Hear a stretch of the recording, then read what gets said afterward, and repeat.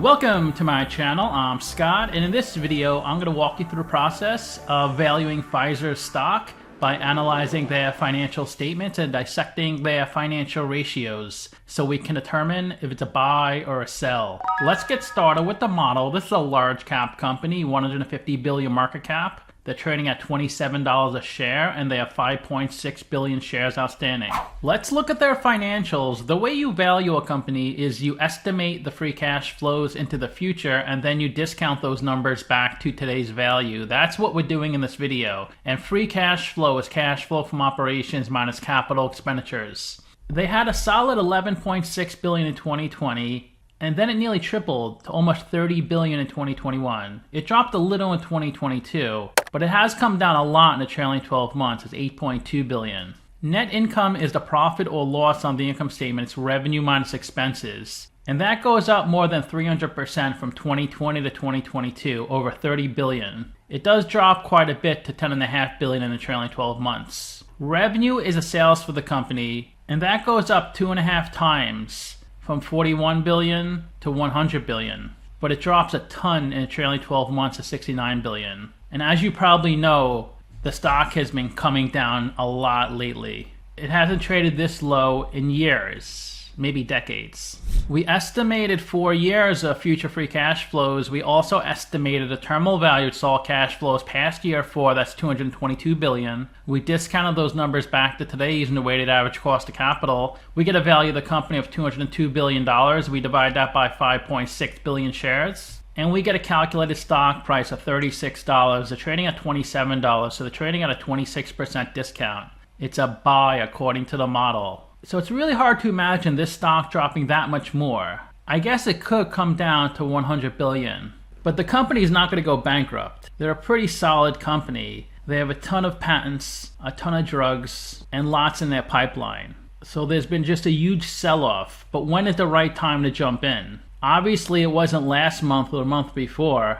Maybe it's today, maybe it's a month from now. I don't know when the bottom is, but it's getting pretty close. There are 16 companies in the same industry as Pfizer, and if they have a number in red, they're worse than the median. If they have a number in blue, they're better. So they spend quite a bit in CapEx, 3.9 billion, because they do manufacture drugs. Johnson & Johnson spends the most at 4.5 billion. I own both Johnson & Johnson and Pfizer, and I shake my head every day I look at it. I can't believe how much they're down. Johnson & Johnson isn't doing that bad. I'm only down maybe 7-8%. But I bought it nearly 2 years ago, and I thought it was a good, safe stock. Pfizer, I'm down like 20-25%. But of all the stocks I bought, all the large cap stocks, these are the two worst, Pfizer and Johnson & Johnson. I do have some risky stuff, like Abcellera, PetMed Express, but I don't expect those to make a lot of money. Those small cap stocks are pretty risky. They're hit or miss. I'll probably not make any money with them. If I get lucky, I could 5x or 10x, but it's pretty unlikely. But when I pick a Pfizer or Johnson & Johnson, I expect a steady growth. But over a long term, like 10, 20 years, I expect at least 5% annual growth. Of course, I expect a little more, like 10%, but at least 5%. But I've only had Pfizer for I think 4 years and Johnson & Johnson for 2 years. So I haven't held them that long, but it still sucks when you're down, especially when the market is up. They do have a good debt to equity ratio, 0.7. For every dollar of equity, they have 70 cents of debt. They have a great dividend, 4.7%. Look at Organon, 8.7%. It's a tiny company. I did a video once on Organon. They focus on women-related products. Seems like a pretty good company. They could be a 10 or 50 bagger. Look at their price multiples. A great value. But obviously the market doesn't feel that way. They're not willing to pay for this stock. That's why they look like such a good value. They generate a similar amount of cash flow than the average company, a little less. AbbVie is the highest at 25 billion. Eli Lilly, a paltry 3.3 billion. Eli Lilly is the biggest company on this list. Pfizer is number 7. But if you operate in this industry, you can't really operate on a small scale. You can't get a couple of friends together with $50,000 and start a drug manufacturing business. It's not like opening up a laundromat or grocery store. You can do that with a small amount of money. You really need a lot of money to get one of these things going. And it takes sometimes decades to get your first patent. Pfizer has great price multiples. Price to book 1.5. That's stock price over book value per share. PE of 14, stock price over earnings per share. This means investors are paying $14 for $1 of earnings. Price to free cash flow also pretty impressive, 18. That's stock price over free cash flow per share. And price to sales 2.2, stock price over revenue per share. So if it was 2, then their market cap will be double their revenue. It's 2.2, so their market cap is slightly more than double their revenue. Their 5-year annual revenue growth rate is nothing impressive, 5%, which is the median. But Eli Lilly is 11%. That's why the stock price is so much higher. They have lots of growth. The most is AstraZeneca, 16%. Let's go through their most recent 10Q. Let's start off with their income statement. This is the 3 months ending 10/1/2023 and the 3 months ending 10/2/2022. And these columns are the trailing 9 months, 2023, 2022. So you can see revenue is down a lot, 23 billion to 13 billion. It's down like 45%. Let's search this number, see if they give more info on it. Here's a breakdown of revenue by location. Of the 13 billion, 7.8 billion is in the US. That's down from 14 billion. Developed Europe, 2 billion, that's also down. Developed rest of the world is down 2.4 billion to 1.1 billion. Emerging markets, that went from 3.3 billion to 2.4 billion. So they're down 42%. They're down the most in developed rest of the world, 54%. They're down the least in emerging markets, 28%. Here's a breakdown of their revenue by product.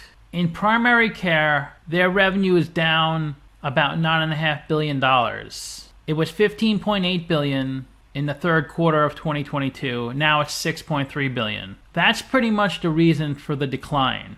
I'll go through this section in a little bit, but I'll show you in specialty care, revenue is actually up from 3.4 billion to 3.7 billion. Oncology is down, but very little, 3.1 to 2.9. And business innovation is pretty much flat. So the reason their revenue is down so much is mainly from Paxlovid, the COVID-19 vaccine. It was 7.5 billion, now it's 200 million. Another COVID product, Comirnaty, that's down from 4.4 billion to 1.3 billion. Besides their COVID-19 products, they're pretty much flat year over year. All the expenses directly tied to generating the 13 billion are 9.3 billion. So their cost of revenue went up, even though their revenue went down. That's not good. Then they have SG&A, like marketing, 3.3 billion, R&D, 2.7 billion. So they have an operating loss of 3.4 billion compared to a gain of 9 billion. A net loss of 2.4 billion. The reason their net loss is better than their operating loss is because they had a tax gain of 960 million. Last year they had a net profit in this quarter of 8.6 billion. The income statement has lots of non-cash items. It's better to look at the statement of cash flows to see if they generated cash. Because net income, this 5.5 billion of net income, this is for the trailing 9 months.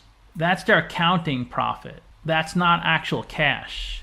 They actually generated 3.5 billion of cash flow in the trailing 9 months, which is still a lot worse than last year. Last year they had a net profit of 26 billion and they generated 21 billion of cash flow. Because when you calculate operating cash flow, the 3.5 billion, you have to add back depreciation and amortization, 4.6 billion. Those are non-cash items. They also passed through 5.8 billion of write-downs. Those write-downs are related to their COVID-19 products. That means the asset on their balance sheet, inventory is an asset, it was too high. The inventory wasn't worth that much. So they had to reduce the value of the asset on their balance sheet and pass through a loss onto their income statement. So that's an expense on the income statement, but since it's a non-cash item, we add it back here. They spent 2.9 billion in PP&E, property, plant, and equipment. That's in the investing section on the statement of cash flows. In the financing section, they added 30 billion of debt. That's a cash inflow. They paid out 6.9 billion of dividends. That's a cash outflow. Maybe that's why the stock went down, all this debt they're adding. Investors are getting concerned. Let's take a look at the balance sheet. This is as of 10/1/2023 versus 12/31/2022. Current assets of 74 billion. Current liabilities of 31 billion. So their current ratio is well above 2. They can easily cover their current liabilities with their current assets. They have lots of cash and short-term investments, 44 billion. 51 billion of goodwill. Goodwill is a premium you pay when you acquire another company. And another 40 billion of intangibles. So that gives them 90 billion of intangible assets on their balance sheet, which is about 40% of their total assets. Total liabilities 118 billion. Most of that is long-term debt, 61 billion, which doubled from 12/31/2022, which was 33 billion. Retained earnings 126 billion. This is how profitable the company has been historically. And they buy back lots of stock, 114 billion. Treasury stock is a contra equity account. When a company buys back its own stock, they carry it on the balance sheet as treasury stock, which reduces their equity balance. Let's take a look at their third quarter presentation slides. 457 million patients treated. That's just in 2023.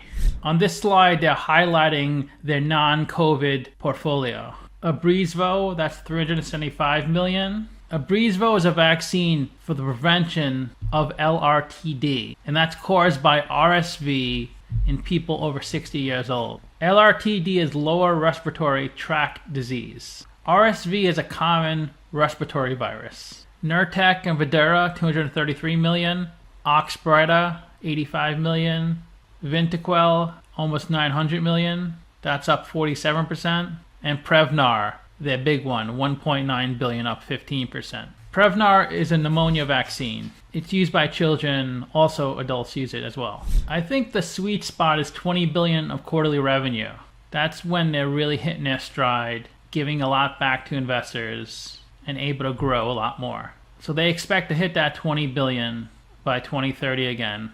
There is potential to hit 25 billion. During the peak of the COVID vaccines, they were north of 20 billion. They closed out the fourth quarter of 2022 at 25 billion. But the last 2 quarters, they've been averaging 13 billion. They recently gained unconditional antitrust clearance in EU, the European Union. And we saw that they raised a lot of debt. They mentioned that here, raised 31 billion in acquisition financing. So they're going to use that debt to acquire other companies, which is what most big companies do when they add debt. They use a debt to acquire other companies. Small companies use a debt to pay their day-to-day expenses and stay in business. But when a big company that generates lots of cash flow takes on debt, it's usually for acquisition. They did acquire Seagen. They expect that company's revenues to grow to 10 billion by 2030. This is Seagen and Yahoo Finance, 43 billion market cap. They're trading at 228. Here's Seagen's stock price the past 5 years. They were trading at 77 5 years ago. It did get up to $200 at the end of 2020.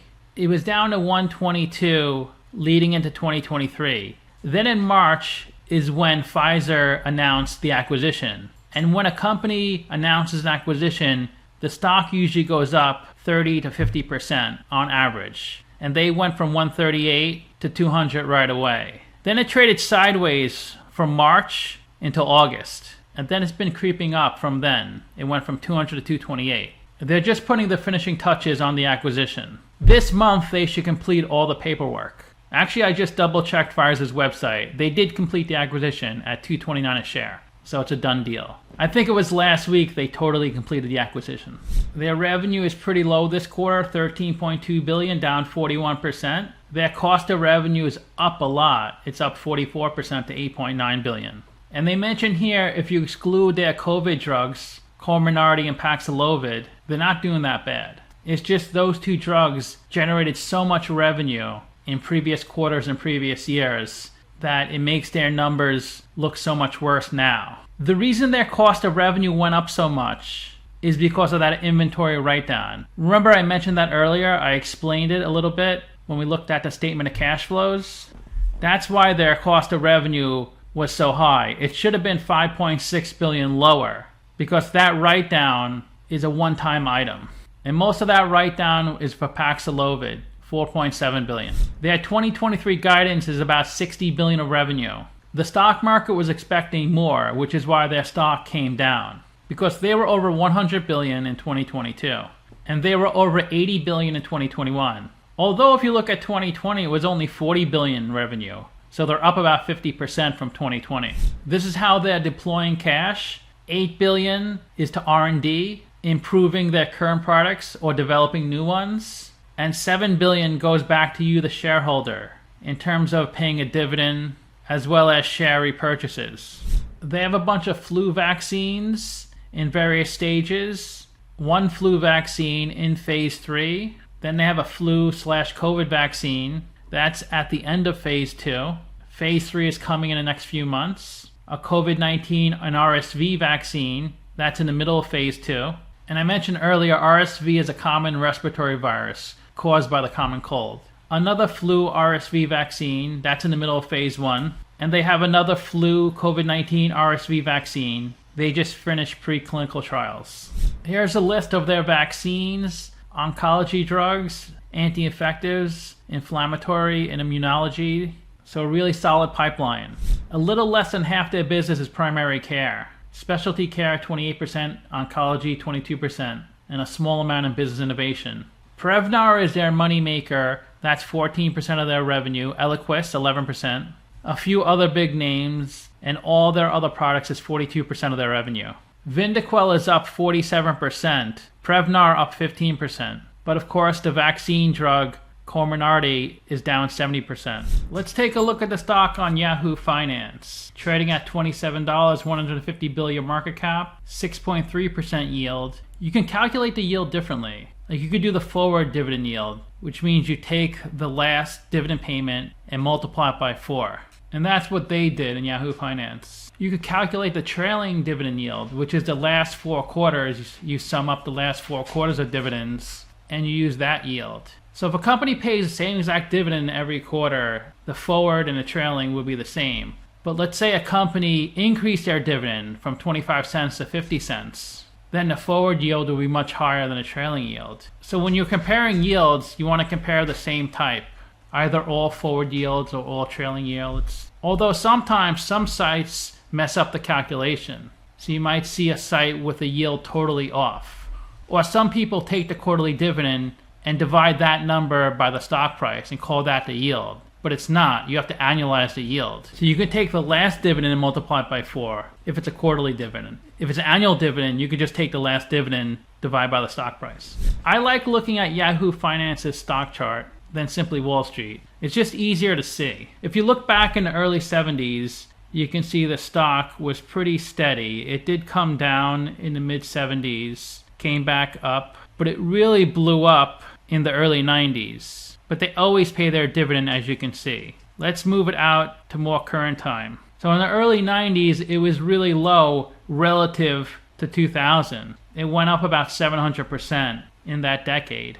Then from 99 to 2010, it dropped a lot, falling to around $14 a share at the low. It is trading higher than 2010 levels because it's currently at 27. They did break through $50 at the end of 2021, and they're down 50% from that peak. I bought it at 36. Around this point in April 2021, I paid $36. So at least I didn't buy it when it was up here. But it hasn't traded as low as $27 for the past decade. You'd have to go back to December 2012 to when it traded at those levels. So that would have sucked if you bought it 11 years ago and you're flat. You did get your dividend payment, but it's still pretty annoying when you were up 100% at this point, and then it came right back down. It was trading at 26 in 1998. So if 26 years ago you bought it, you'd be flat right now. You would have been on a roller coaster ride, up, down, up, down, up, down. That's a stock market for you. They have a beta of 0.56, so the stock moves about half the market. So if the market goes up 10%, this stock should go up 5%. And if the market goes down 10%,